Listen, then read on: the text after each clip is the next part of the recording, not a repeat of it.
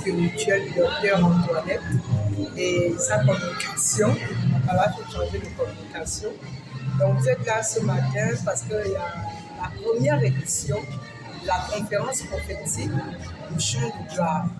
Alors pour cette année, pour cette première édition, le thème retenu, c'est le dernier réveil.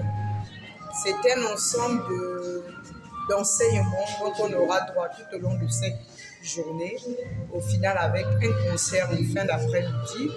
Alors les enseignements portent effectivement sur le livre de Matthieu 24, voilà, qui annonce les temps de la fin, du moins ce qui prépare l'Église à revivre les prophéties des temps de la fin, pour permettre à l'Église de se présenter lorsque le Seigneur revient comme une Église sans tache ni ride, encore moins de semblable. Donc il s'agit d'une journée.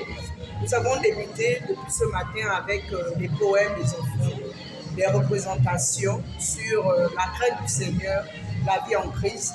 C'est véritablement les mots qui vont nous permettre de revenir à l'enseignement biblique, à la parole de Dieu, qui veut en fait que nous soyons prêts lorsque les temps seront très difficiles.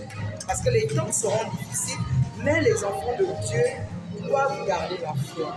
Et lors de son mot de bienvenue, du moins son enseignement d'entrée, le docteur Antoinette pouvait dire que nous allons connaître les temps d'iniquité. Mais l'iniquité a pour solution la piété. Or, ceux qui voudront vivre dans la piété, selon la parole de Dieu, seront persécutés. Donc, ce sont des moments de rappel de qui nous sommes en Christ et de la préparation pour la rencontre de l'autre. Le dernier réveil, cette thématique parle du fait qu'un constat a été fait, comme l'a dit l'hôte de la cérémonie, c'est qu'on remarque que dans l'Église a commencé un temps soit peu à se comporter comme si on avait mis Jésus-Christ de côté.